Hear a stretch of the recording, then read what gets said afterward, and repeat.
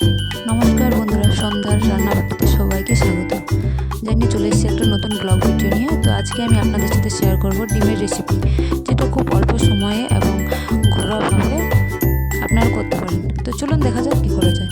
প্রথমে আমি এখানে ডিমগুলোকে হালকা লবণ হলুদ দিয়ে লাল লাল করে সুন্দর করে ভেজে নেব।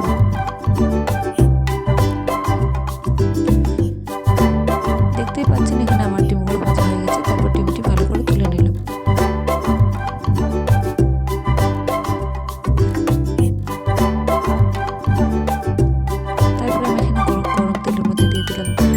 তেজপাতা আর গোটা জিরে, এটা ভালো করে নেড়ে চড়ে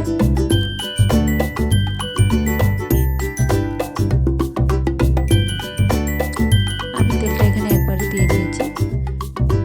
এখানে আমি দিয়ে দিচ্ছি রসুন বাটা আর পেঁয়াজ বাটা। যেহেতু পেঁয়াজের একটা কাঁচা গন্ধ থাকে, তাই এইটা একটু ভালো করে আগে ভেজে নেব।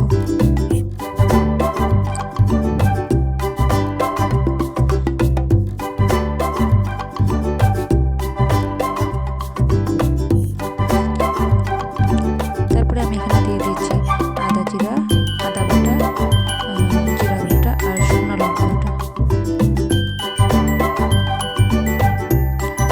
মশলাটা দিয়ে আমি ভালো করে একটু নেড়ে চেড়ে নেবো। তারপর এখানে আমি দিয়ে দেবো পরিমাণ মতো লবণ আর হলুদ।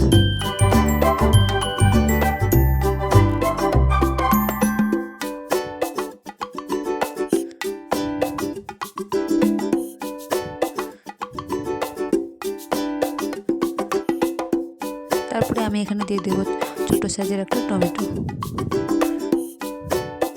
টমেটোটা দিয়ে আমি ভালো করে একটু মশলাটা নেড়ে চেড়ে নেব, যাতে নিচটাতে লেগে না যায়।